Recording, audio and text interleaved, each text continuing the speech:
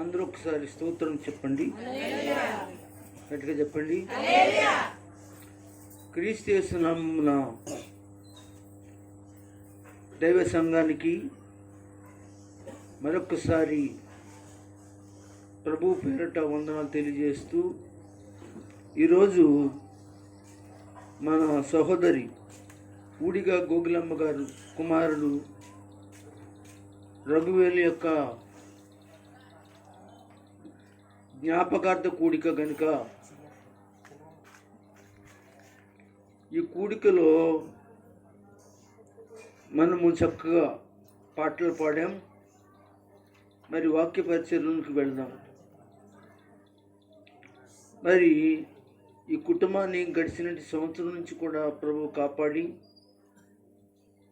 ఆదరించి మరొకసారి ఆ కుటుంబాన్ని జ్ఞాపకం చేసుకోవడానికి, లేక ఆ యొక్క తన కుమారుడైనది రఘువేల్ని జ్ఞాపకం చేసుకోవడానికి ప్రార్థన కూటాన్ని ఏర్పాటు చేయటం జరిగింది.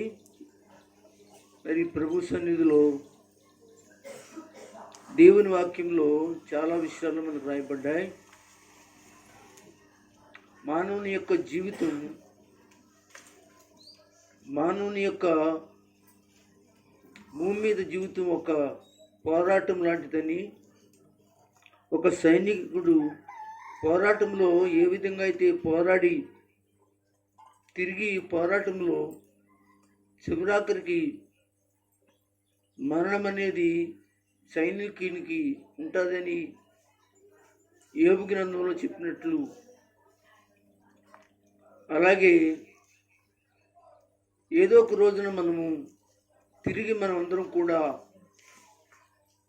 ఈ లోకంలో కొన్ని పోరాటాలు, సంసారంలో లోకంలో ఎన్నో విధాలైన పోరాటాలు, పరిస్థితులు ఎదుర్కొన్న తర్వాత మనము దేవుని పిలుపుని అందుకుని వెళ్ళిపోవాలి. అలాగనే రఘువేలు అలాగే ఈ యొక్క తన జీవితంలో కూడా, తన పరిస్థితుల్లో కూడా ఎన్నో పోరాటాలు ఎదుర్కొని దేవుని సన్నిధికి చేర్చబడినట్లుగా మనమందరం కూడా జ్ఞాపకం చేసుకోవడం ఇక్కడికి వచ్చాం. ఆయనే కాదు కానీ ఇక్కడ కూర్చున్న వాళ్ళందరూ కూడా ఒకానొక దినమున మనమందరం కూడా రక్షణ పొంది బాప్తీసం పొందిన ప్రతి ఒక్కరూ కూడా యేసుక్రీస్తులో మనమందరం కూడా చేర్చబడవలసిన వారమై పరలోకానికి అని బైబిల్ తెలియజేస్తుంది. అందుకే మనమందరం కూడా దేవుని వాక్యం కొరకు సిద్ధపడుతున్నాం. కనుక ఈ సమయంలో దేవుని వాక్యాన్ని విందాం. దేవుని దాసులు అజోర్ వచ్చి దేవుని వాక్యాన్ని అందించాలని తెలియజేస్తున్నాను.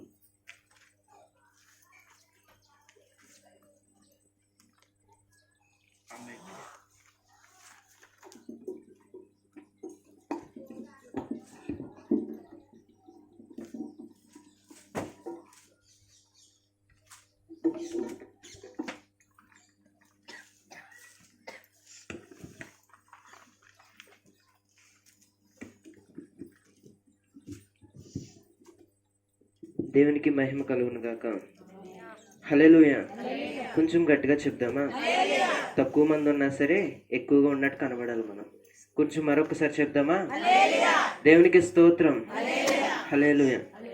మరి ఈ సమయంలో ఈ కూడిక ఏర్పాటు చేసుకున్న గోగులమ్మ అమ్మగారికి, మంగాంటి గారికి, తన పిల్లలకి వందనాలండి. అలాగే కూడి వచ్చి మీ అందరికి కూడా వందనాలు నేను చెప్తున్నాను. మరి ఈరోజు రఘువేలని మరొకసారి కుటుంబం ఎంతగానో జ్ఞాపకం చేసుకుంటుంది. మరి మీతో నేను కొన్ని విషయాలు పంచుకోవాలనుకుంటున్నాను. అందరూ కూడా బైబిల్ తెరిచినట్లయితే మనం ముందుగా ఒక వాక్యాన్ని చదువుకొని వాక్యంలోకి వెళ్దాం. ఎఫెసీయులకు రాసిన పత్రిక 5వ అధ్యాయం. అందరూ బైబిల్ తెరిచి చూద్దాం. ఎఫెసీయులకు రాసిన పత్రిక 5వ అధ్యాయం 15-16 వచనాలు చదివి వినిపించండి. దినములు చెడ్డవి గనక మీరు సమయమును పోనీయక సద్వినియోగము చేసుకొనుచు జ్ఞానుల వలె కాక అజ్ఞానుల వలె కాక జ్ఞానుల వలె నడుచుకొనినట్లు జ్ఞానుల వలె నడుచుకున్నట్లు జాగ్రత్తగా చూచుకునుడి. దేవునికి స్తోత్రం. హల్లెలూయా. అందరూ బైబిల్ తెరిచారు కదండి, చూసారా వాక్యాన్ని? ఎఫెసీయులకు రాసిన పత్రిక 5వ అధ్యాయం 15-16 వచనంలో, దినములు చెడ్డవి గనక మీరు సమయమును పోనివ్వక సద్వినియోగము చేసుకొనుచు అజ్ఞానుల వలె కాక జ్ఞానుల వలె నడుచుకోవాలి. మనకి ఈ దినములు ఎలా ఉన్నాయంటే, రోజులు చూస్తుంటే పరిస్థితులు బాగుంటలేదు. ఒకరు బాగుంటే మరొకరికి ఇబ్బందిగా ఉంటుంది, మరొక కుటుంబంలో ఇంకొకరికి బాగోపడు. అదేవిధంగా ఈ కుటుంబంలో చూసుకున్నట్లయితే రఘువేల్ అన్నయ్య చనిపోయి ఉన్నాడు. కానీ ఈ వాక్యాన్ని మనం తెలుసుకున్నట్లయితే ఏమిటంటే, దినములని చెడుగా ఉన్నాయి. మనం ఏ పరిస్థితులు ఉన్నా, ఏ ఇబ్బందులు ఉన్నా దేవుని జ్ఞాపకం చేసుకోవాలి. అజ్ఞానుల వల్ల కాక జ్ఞానుల వల్లే నడుచుకోవాలి. సొలొమోను రాజు ఏం చేశాడండి? జ్ఞానిగా ప్రవర్తించాడండి, జ్ఞానిగా ఉన్నాడు. దేవుని దగ్గర జ్ఞానాన్ని సంపాదించుకున్నాడు. అలాగా మనం కూడా దేవుని దగ్గర సంపాదించుకుని అజ్ఞానుల వల్ల కాక జ్ఞానుల వల్లే నడుచుకున్నట్లు తెలియజేది. మనం కొంచెం ముందుకు వెళ్ళి మనం మాట్లాడుకుందాం. అందరూ ప్రసంగి గారు రాసిన గ్రంథము 3వ అధ్యాయం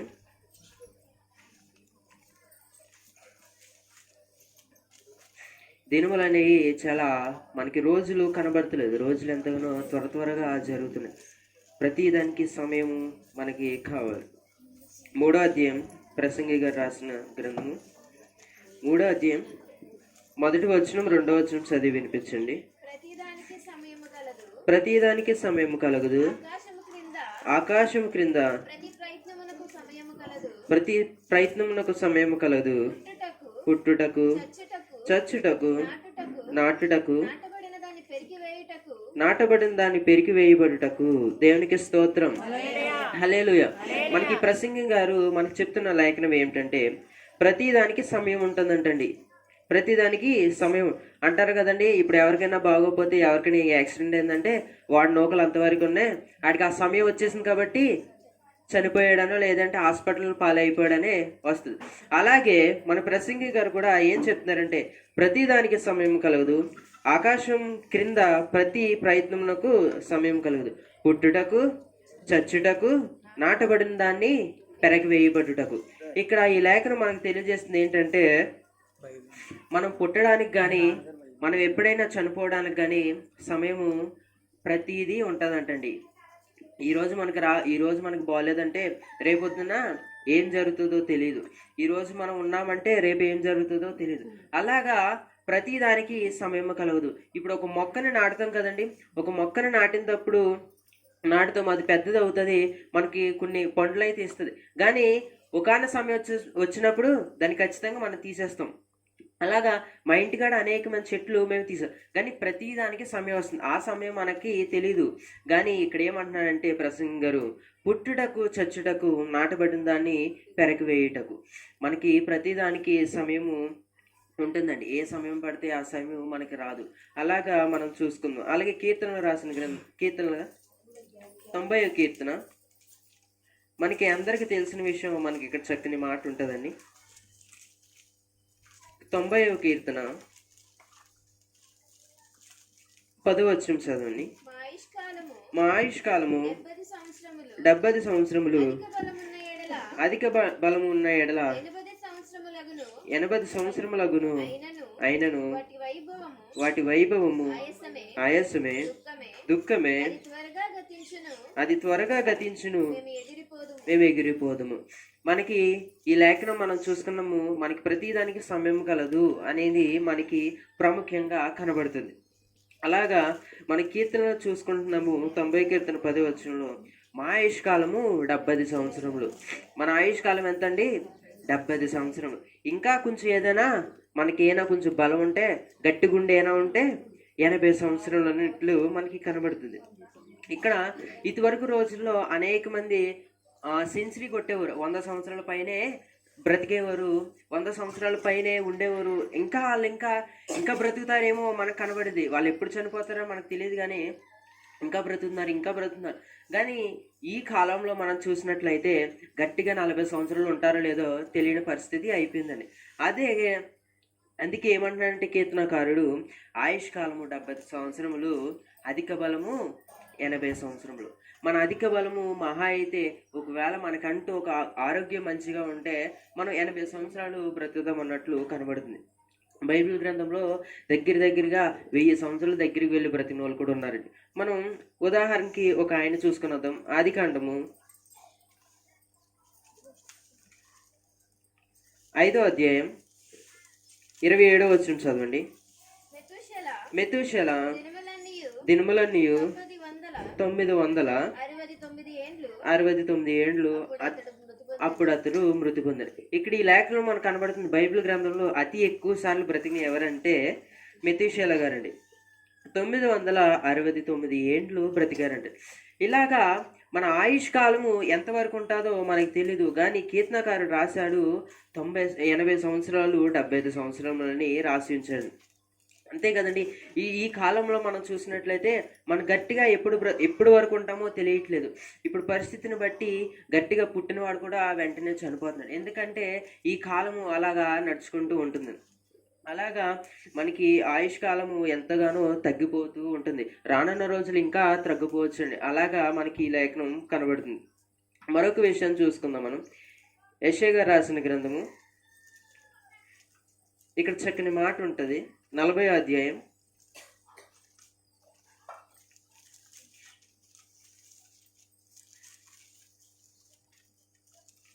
40వ అధ్యాయం 6వ వచనం చదవండి.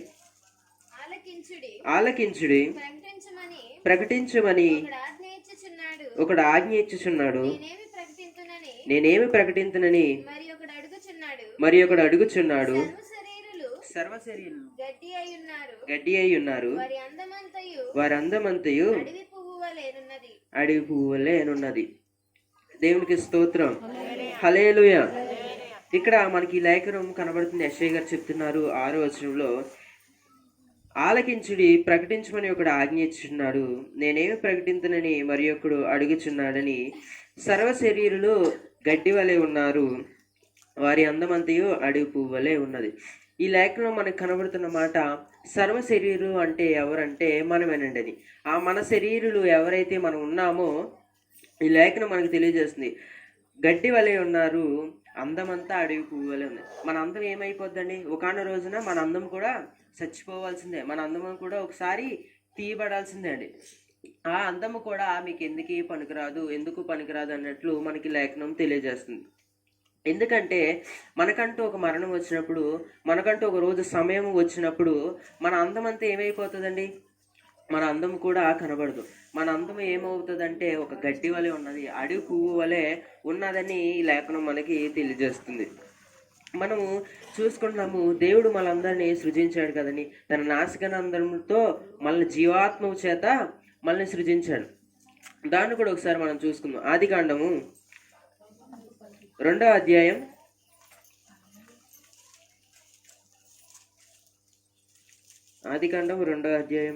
7వ వచనం చదవండి. దేవుడైన యెహోవా నేలమంటితో నరుని నిర్మించి వాని నాసికానందములో జీవాయువు యూదగా నరుడు జీవాత్మ ఆయను. మనకు తెలిసిన విషయం అండి. దేవుడు మనల్ని సృజించాడు, దేవుడు మనందరినీ మట్టి ద్వారా తయారు చేశాడు అని ఈ లేఖలో మనకి తెలియజేస్తుంది. ఇక్కడ ఏమంటున్నాడంటే, ఇక్కడ ఆదాము అవ్వని తయారు చేసినప్పుడు ఆదాముని మట్టి ద్వారా తయారు చేశాడండి. దేవుడు తయారు చేసి ఏమంటున్నాడంటే, మరియు దేవుడైన యెహోవా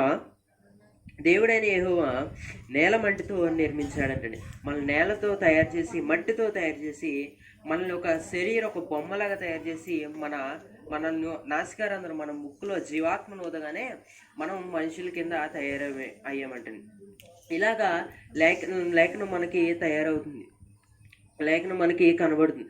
అలాగా మనం దేని విషయంలో సరే, ఏ పరిస్థితులు ఉన్నా సరే, సమయం మనం ఉంటుంది. మనం చనిపోవాలన్నా సరే, మనం ఉండాలన్నా సరే, దేనికైనా సమయం మనకి తగదన్నట్లు మనకి కనబడుతుంది. అలాగే ఈ 3వ అధ్యాయం 19వ వచనం చూద్దామండి. ఆదికాండము 3వ అధ్యాయం 19వ వచనం. నీవు నేలకు తిరుగు చేరు వరకు ముఖము చెమట కాచి నీ ముఖము చెమట కాచి ఆహారము తిందువు. ఆహారము తిందువు. ఎలయనగా నేల నుండి నీవు తీయబడితివి. నేల నుండి నీవు తీయబడితివి, మన్నే గనుక నీవు మన్నే గనక తిరిగి మన్నైపోదు అని చెప్పెను. తిరిగి మన్నైపోదు అని చెప్పాను. ఈ లేఖనం మనకు కనబడుతుంది. ఆదాముగా చెప్తున్న మాట ఏంటంటే, దేవుడు మనకి తెలియజేస్తున్న మాట ఏంటంటే, దేవుడు మనల్ని మట్టితోనే తయారు చేశాడు, మళ్ళీ మనం మట్టిలోకి కలిసిపోవాలని ఆయన మనకి వాక్యాన్ని తెలియజేస్తున్నాడు. ఇక్కడ నీవు నేలకు తిరిగి చేరు వరకు నీ ముఖము చెమట కాచి ఆహారం తిందు. మనం ఏమైనా పని చేసుకున్నప్పుడు, ఏమైనా కష్టపడినప్పుడు, బయట పనులకు వెళ్ళినప్పుడు, అనేక పనులకి వెళ్తారండి చాలామంది. ఒకరు తాపి పనికి కానీ, ఒకరు పట్టు పనులు కానీ, ఇలాగ పనులకు వెళ్ళినప్పుడు మనం ఎంతగానో శ్రమతో, ఎంతగానో కష్టంతో, ఎంతగానో చెమట కారుస్తూ మనం పని చేసుకుంటాం. కానీ ఎంత పని చేసినా మనం ఏం చేస్తామంటే, నీవు మన్ను గనక నీవు మన్ను అయిపోదు. మన్ను అంటే మట్టి. మన మట్టితో దేవుడు మనల్ని తయారు చేశాడు కాబట్టి మట్టిలో నీవు మళ్ళీ కలిసిపోతావు అన్నట్లు మనకి లేఖనం తెలియజేస్తుందండి. దేవుడు మనకి చక్కని మాటలు తెలియజేస్తుంది. మళ్ళీ ఒకసారి ప్రసంగి గ్రంథంలోకి వెళ్దామండి. ప్రసంగి గారు రాసిన గ్రంథంలోకి వెళ్దాం. 3వ అధ్యాయం 19వ వచనం చదవండి. నరులకు సంభవించినది ఏదో అదే మృగములకు సంభవించును. వాటికిని కలుగు గతి ఒక్కటే. నరులు చచ్చినట్లు మృగములను చచ్చును. సకల జీవులకు ఒక్కటే ప్రాణము. మృగముల కంటే నరులకి ఏమీ ఎక్కువ లేదు. సమస్తమును వ్యర్థం. ఇక్కడ మనకి ఈ లేఖనంలో కనబడుతుంది. ప్రసంగం గారు మరొక విషయం మనకు తెలియజేస్తున్నారు. ఏంటంటే, నరులకు సంభవించినది ఏదో అది కూడా జంతువులకు కూడా సంభవిస్తుంది. మనం చనిపోయినప్పుడు మనం చనిపోతాం కదండి, మనం కూడా చనిపోయి మట్టిలోకి వెళ్ళిపోతాం.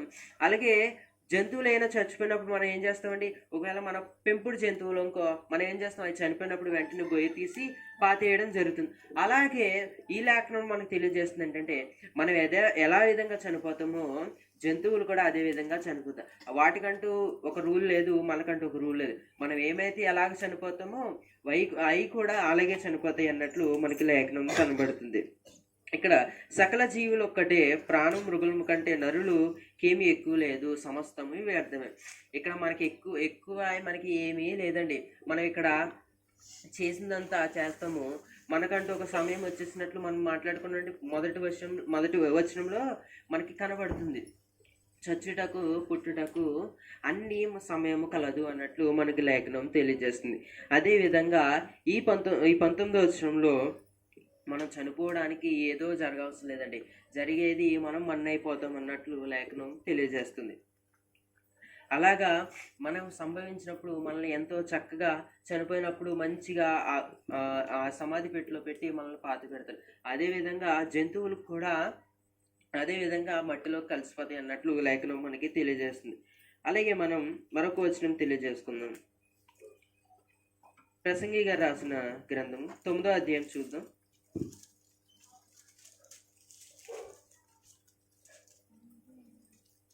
9వ అధ్యాయం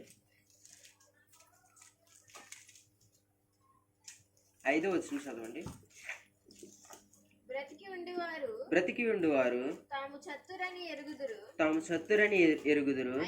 అయితే చచ్చిన వారు ఏమియూ ఎరగరు. వారి పేరు మరువబడి ఉన్నది. వారికి ఇక ఏ లాభము కలగదు. మనకి ఈ లేఖనంలో కనబడుతుంది. ప్రసంగిగా మరొక విషయం తెలియజేస్తున్నారు. బ్రతికి ఉండువారు తాము చత్తురని ఎరుగుదురు. మనం ఒకరోజు చనిపోతామని మనకంటూ తెలుసు కదండి, కానీ ఎప్పుడనేది తెలియదు, సమయం ఎలా వస్తుందని తెలియదు. మనం చనిపోతాం అన్నట్లు లేఖనం తెలియజేస్తుంది. మనం బ్రతికున్న వాళ్ళు మనం కూడా ఒకరోజు చనిపోవలసిందే. బ్రతికున్నవారు మనం అంటూ ఒక రోజు చనిపోవాల్సిందని ఈ లేఖనం తెలియజేస్తుంది.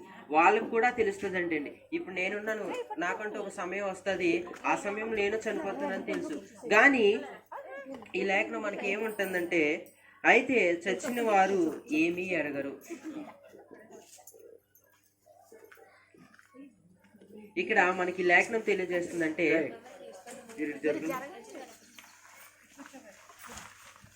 కొంచెం ఇచ్చారు, మనం ఇంక విందాం. ఇక్కడ మనకి ప్రసంగ 9వ అధ్యాయం 5వ వచనంలో బ్రతికి ఉండేవారు తాము చతురని ఎరుగుదురు. ఇక్కడ మనం బ్రతికున్న వాళ్ళకి తెలుస్తుంది అంటండి, మనం చనిపోతాం ఒక రోజునని తెలుస్తుంది. అలాగే అయితే చచ్చిన వారు ఏమీ ఎరుగురు. మనం చనిపోయినప్పుడు మనం ఏమి ఎరుగుతామంటండి, ఇక్కడ ఏడుస్తున్నారని తెలుస్తుంది అంటే, ఏడుస్తారని తెలుస్తుందా, మా అమ్మ ఏడుస్తుందని తెలుస్తుంది, మా నాన్న ఏడుస్తారని తెలుస్తుంది, మన బంధువులు ఏడుస్తారని తెలుస్తుంది. అలాగా వాళ్ళకి ఏమీ ఎరుగరు, వారి పేరు మరువబడును, వారిక ఏమీ లాభం కలగదు. ఇక్కడ ఈ లేఖనం మనకు తెలియజేస్తుంది, వాళ్ళు ఇంకా ఏమీ చేయలేరు, ఇక్కడ అంతా వ్యర్థమే అన్నట్లు తెలుసుకొని వెళ్ళిపోతారండి. అందుకని ఈ లేఖలో మనకు కనబడుతుంది, బ్రతికి ఉండడం తెలుస్తుంది, చనిపోయినప్పుడు తెలుస్తుంది, తర్వాత వాళ్ళు ఇంకా ఏమి పట్టుకెళ్ళరు, పట్టుకెళ్ళినా సరే పట్టుకెళ్ళడానికి కూడా ఉండదండి. అందుకే ఈ లేఖనం మనకు కనబడుతుంది, మరి ఉన్నదాన్ని మరి యొక్క ఈ లాభం ఏమీ లేదు కలగదు అన్నట్లు మనకు కనబడుతుంది. వాళ్ళు చనిపోయిన తర్వాత తిరిగి తీసుకువెళ్ళరండి, అది ఎంత సంపాదించినా అంత వ్యర్థమే అన్నట్లు ఈ లేఖనం మనకి కనబడుతుంది. అలాగే కీర్తనలు 116వ కీర్తన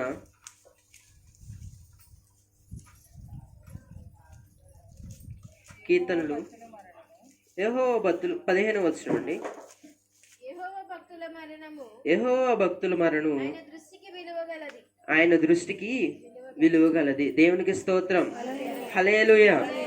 మనకి ఈ కీర్తనకారకుడు మనకు చెప్తున్న మాట 15వ వచనంలో 116వ కీర్తన, యెహోవా భక్తుల మరణము ఆయన దృష్టికి విలువగలది. మన మరణం అంటే ఆయన దృష్టికి విలువగలదు. ఎప్పుడు విలువగలదండి? ఆయనలో మనం రక్షించినప్పుడు, ఆయనలో పాపాన్ని విడిచిపెట్టినప్పుడు, మనం ఎప్పుడైతే బాప్తిసం తీసుకున్న ఆయనలో కడగబడినప్పుడు మన మరణము విలువగలది అన్నట్లు మనకి లేఖనం తెలియజేస్తుంది. అందుకే దినములు చెడ్డవి గనక మన సమయంను పోనివ్వకుండా సద్వినియోగం చేసుకోవాలండి. ఎప్పుడైతే మనం ఆ సమయాన్ని దేవునికి కేటాయిస్తామో, దేవునికి ఇస్తామో, ఆ సమయంలో దేవుడు మనం చనిపోయినప్పుడు, మనం మరణించినప్పుడు దేవుడు ఎంతగానో చూస్తాడంటండి. ఆయన దృష్టికి విలువ కలది అన్నట్లు మనకి లేఖనం తెలియజేస్తుంది. మనం ఎప్పుడైతే దేవునిలో కడగబడతామో, దేవునిలో రక్తాన్ని చిందిస్తామో, మనం ఎప్పుడైతే బాప్తిసం తీసుకుని ఆయన కోసం మనం ఎదురు చూస్తూ ఉంటామో, అప్పుడు కూడా మనం చనిపోయినప్పుడు ఎంతగానో విలువ కలది అన్నట్లు లేఖనం మనకి కనబడుతుందండి. ఈ లేఖనంలో మనకి కనబడుతున్న వచనంలో మనం చూస్తున్నాం. అలాగా మనం కూడా ఎలా ఉండాలంటే, నీతిమంతులు ఉన్నప్పుడు దేవుడు మనల్ని ఎంతగానో ఒక మంచి విధిగా చూస్తాడు. లాజరు చనిపోయినప్పుడు దేవుడు ఏం చేస్తాడంటే తన దూతలను పంపి, నా కుమారుడు వస్తున్నాడు, మీరు జాగ్రత్తగా తీసుకురండి అన్నట్లు మనకి లేఖనం తెలియజేస్తుంది. మనం ఒకసారి రెండో రాజుల గ్రంథము 2వ వచనం 2వ అధ్యాయం, ఇక్కడ చక్కని మాట ఉంటుంది, మన అందరికి తెలిసిన మాట. 2 రాజులు 2వ అధ్యాయం 11వ వచనం చదవండి. వారు ఇంకా ఎల్లుచు మాట్లాడుచుండగా ఇదిగో అగ్నిరథం. అందరూ తీశారు కదండి. వారు ఇంకను వెళ్ళొచ్చు మాట్లాడుచుండగా ఇదిగో అగ్నిరథము అగ్ని గుర్రములను కనబడి వీరిద్దరిని వేరు చేసెను. అప్పుడు ఏలియా సుడిగాలి చేత ఆకాశమునకు ఆరోహణమాయెను. ఇక్కడ ఈ లేఖలో మనకు తెలియజేస్తుంది, ఏలియా గారిని దేవుడు పిలుచుకున్నాడండి. పిలుచుకున్నప్పుడు ఒకనొక సమయంలో పిలుచుకుంటే వెంటనే అక్కడున్న ఎలీషాని ఇతన్ని వేరు చేసి వెంటనే సుడిగాలి చేత ఏలియా గారిని రథంలోకి పైకి లాక్కుని అన్నట్లు మనకు కనబడుతుంది. అలాగా మన మరణం కూడా ఎలా ఉండాలంటే, దేవుడు పిలుచుకున్నప్పుడు, దేవుని దగ్గర మనం వెళ్తున్నప్పుడు ఆయన దృష్టికి విలువైనది మన మరణం. కానీ ఎప్పుడైతే మన దేవునిలో రక్షించబడతామో, దేవునిలో మన పాపాన్ని విడిచిపెడతామో, అప్పుడు దేవుడు కూడా మనల్ని ఏం చేస్తాడండి, ఎంతగానో తన దూతలను పంపి మనల్ని ఎత్తుకొని పైకి ఆకాశానికి తీసుకెళ్తాడని, పరలోకానికి తీసుకెళ్తాడని. అలాగా మనకి లేఖనం కనబడుతుంది. మనం ఎప్పుడైతే నీతిమంతులుగా తీర్చబడతామో ఆయన దృష్టికి మన మరణం ఎంతగానో విలువైనది. ఆయన దృష్టికి మన మరణము ఎంత విలువైనదండి. ఏలియా గారు ఎంత విలువ పొందుకున్నారండి దేవుని దృష్టిలో. దేవుడు చెప్పింది తను చేశాడు కాబట్టి ఎంతగానో దేవుడు తన రథమును పంపాడంటండి. తన అగ్ని రథంను పంపి సుడిగాలి చేత అగ్ని రథంతో ఎక్కించుకుని తన ఆకాశానికి పరలోకానికి తీసుకెళ్ళినట్లు మనకి లేఖనం కనబడుతుంది. అలాగా మనం కూడా ఎప్పుడైతే మరణిస్తామో దేవుళ్ళలో మనం మరణిస్తామో, దేవుడు మనల్ని ఎప్పుడైతే పిలుచుకుంటాడో ఆ సమయంలో మనం ఎలా ఉండాలంటే దేవుడు మనల్ని పిలుచుకుని తన దూతలతో తీసుకెళ్ళినట్లు కనబడాలండి మనం. అలాగా మనం ఉండాలని అన్నట్లు మనకి లేఖనం తెలియజేస్తుంది. లాజర్ గారు కూడా చనిపోయినప్పుడు వెంటనే దేవుడు ఎంతగానో నా కుమారుడు వస్తున్నాడు, మీరు జాగ్రత్తగా తీసుకురండి అన్నట్లు మనకి కనబడుతుంది. అలాగా మనం ఎంత చక్కగా ఉండాలంటే దేవుని సన్నిధిలో మన విశ్వాసం ఉంచి ప్రతిదానికి మనం ఉండాలంటే ఎందుకంటే మనకు సమయం ఎప్పుడు వస్తుందో తెలియదు. దినములు ఎలా ఉన్నాయంటే అండి, చెడ్డగా ఉన్నాయంటండి. దినములు అసలు ప్రతిరోజు ఏం జరుగుతుందో, ఈ సమయం నాకు ఇప్పుడు జరిగింది, సాయంత్రం ఏం జరుగుతుందో మనకు తెలియదు. అందుకని ప్రతి సమయమున మనం సద్వినియోగం చేసుకొనక అజ్ఞానంలోనే నడుచుక జ్ఞానంలోనే నడుచుకుంటూ దేవుని సన్నిధిలో మనం ఎరిగితే దేవుడు ఖచ్చితంగా మనకు ప్రతిదీ జరిగిస్తాడంటే. అప్పుడు మన మరణం ఎప్పుడైతే ఒక రోజు చనిపోతామో ఆ రోజు దేవుడు ఏం చేస్తాడంటే మనల్ని కూడా ఏలియా గారి వలె, లాజర్ గారి వలె ఎలాగైతే ఎంత చక్కగా దేవుడు పరలోకానికి తీసుకున్నాడో అలాగా మనల్ని కూడా తీసుకుంటాడు. అది కూడా తీసుకోవాలంటే మనం ఎలా ఉండాలంటే ఏలియా గారు చేసిన పనుల వల్ల, ఏలియా గారు ఉన్న భక్తి వల్ల అలాగ మనం కూడా బాప్తిసం పొంది దేవుల్లో మార్చబడతాము, దేవుల్లో ఉంటాము. అప్పుడు దేవుడు మనకి చక్కని లేఖనాలని మనకు అందించాడు. ఈ లేఖనాలు బట్టి దేవుడి మాటలన్నీ దీవించును గాక. ఆమేన్. రెండు చేతులు పైకెట్టి స్తోత్రం చెప్పండి. హల్లెలూయా, హల్లెలూయా, హల్లెలూయా. దయచేసి దేవుని యొక్క లేఖనాల్లోంచి చక్కటి విషయాలు మనము అజోర్ ద్వారా మనము వినడానికి దేవుడు కృప దయచేశాడు, చక్కటి వర్తమానం దయచేశాడు. నేను ఒక మాట చూపించి ముగిస్తాను. ప్రసంగి గ్రంథము 7వ అధ్యాయం 8వ వచనాన్ని చదవండి. ప్రసంగి గ్రంథము 7వ అధ్యాయము 8వ వచనం చదవండి. కార్య ఆరంభము కంటే చాలు. అందరూ కూడా చూశారు కదండి. ప్రసంగి 7:8 వచనం. కార్య ఆరంభము కంటే కార్యాంతమే మేలు. ఇందులో రెండు విషయాలు కనపడుతున్నాయి. ఒకటి పుట్టిక, రెండు మరణం కనిపిస్తుంది. కార్య ఆరంభము అంటే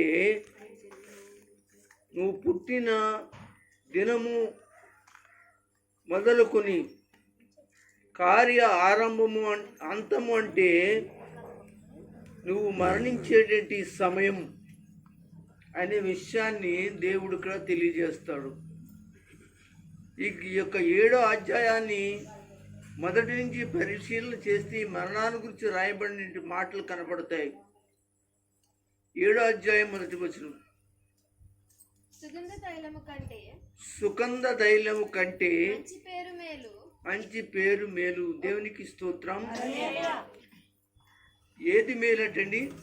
సుగంధ తైలం కంటే అంటే మంచి మంచి సువాసన కలిగినటువంటి సెంటులు శరీరానికి పూసుకుని అబ్బా ఓహో అని మనం పొగిడించుకునే దానికంటే మంచి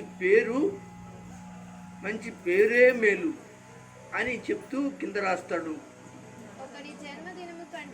ఒకని జన్మదినము కంటే కార్య ఆరంభము కంటే కార్యాంతమే మేలు. దేవునికి స్తోత్రం. అయితే కార్యారంభంలో నీవు రక్షణ, కార్యారంభంలో నువ్వు ఒకవేళ రక్షణ పొందకపోవచ్చు. పుట్టిన నాటి నుంచి, పుట్టిన తర్వాత యేసు ప్రభువుని తెలుసుకుని నీ ముగింపు ఎలాగుండాలి అంటే దేవుడు పిలిస్తే కార్యాంతంలో రక్షణ పొంది బాప్తీసు పొందాలనేదే సందేశము. సోదరులు, దైవ సేవకులైనటువంటి అజోర్ చక్కటి వర్తమానం ఇచ్చారు. దేవుని ద్వారా మాట్లాడటం జరిగింది. ఎందుకంటే ఈ సందేశము, ఈ మాటలు చనిపోయినట్టు వానికి కాదు, కానీ బతుకున్న వాళ్ళకి మాత్రమే. అంటే వాళ్ళు వెళ్ళిపోయిన వారు వెళ్ళిపోయారు. కొంతమంది వారి వెళ్ళవలసిన మార్గము తెలిసి వెళ్ళారు, కొంతమంది తెలియకోకుండా వెళ్ళారు. వారి యొక్క వెళ్ళవలసిన మార్గం మరలా ఇక్కడ 2 విషయాలు కనపడుతున్నాయి. తెలిసి వెళ్ళిన వారేమో యేసుక్రీస్తు నమ్మి రక్షణ పొంది దేవుని రాజ్యంలో ప్రవేశించడం. మరి తెలియకోకుండా అంటే సువార్త వినకుండా రక్షణ పొందకుండా ఇంకా వారి జీవితాలు పాపంలో ఉంచుకుని చనిపోయిన వారు నరకంలోనికి వారి యొక్క మార్గాన్ని సిద్ధపరచుకునే వారై వెళ్ళారు. ఒక మాట ఉంది, అది కూడా ఒకసారి చదివి ముగిద్దాం.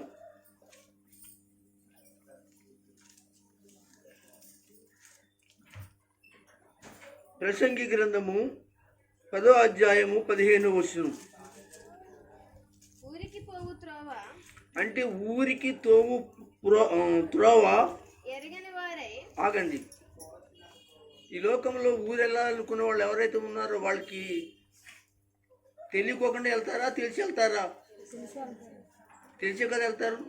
తెలియకపోతే ఏం చేస్తారు? మధ్యలో తెలుసుకుని వెళ్తారు. అయితే ఇక్కడ రాసింది ఏంటంటే, మాట ఏంటంటే ఊరికి త్రోవ అంటే మనం ఎక్కడి నుంచి వచ్చామో అక్కడికి అని ఎబ్రిల్కి రాసిన పత్రికలో రాస్తాడు. మనం ఎక్కడి నుంచి వచ్చామో అక్కడికి మనము వెళ్ళడానికి మార్గాన్ని ఇక్కడే సిద్ధపరచుకోవాలి. అదే ఊరు. ఏ ఊరు? భూలోకం అనే ఊరు నుంచి పరలోకం అనే ఊరిలోనికి వెళ్ళడానికి మనం ఏం చేసుకోవాలంటే అనగా తెలుసుకోవాలి. అక్కడికి ఎక్కడి నుంచి వచ్చావో అక్కడి నుంచి అక్కడికి వెళ్ళడానికి మార్గము యేసే మార్గమును సత్యమును జీవమునై ఉన్నాడు. అదే మన సందేశం. ఇక్కడున్న వాళ్ళందరికీ ఆ సందేశాన్ని మరి సోదరులు అందించారు. కనుక గమనించండి దేవుని బిడ్డలారా, మనం అందరం కూడా ఈ సమయంలో దేవుని యొక్క వాక్యాన్ని వినడానికి గల కారణం ఏమిటి అంటే ఆలోచించండి. దేవుని యొక్క సన్నిధిలో ఇదిగో చనిపోయిన వాని యొక్క ద్వారా మనకి ఈ మీటింగ్ ఏర్పాటు చేయబడింది. కనుక అతని ద్వారా దేవుడు మన జీవితాలను రక్షణలోనిక నరకంలోనిక అనేటువంటి ఆలోచన కలిగి జీవించాలనేదే ఈనాడు సందేశం అని తెలియజేస్తూ ఈ నా మాటలు అలాగే సోదరుని మాటలు మనందరి వినికుల్లో ఉంచుకుని పరలోకానికి సిద్ధపడదాం. ఆమేన్, ఆమేన్. 2 చేతులు పైకెత్తి స్తోత్రం చెప్పండి. హల్లెలూయా.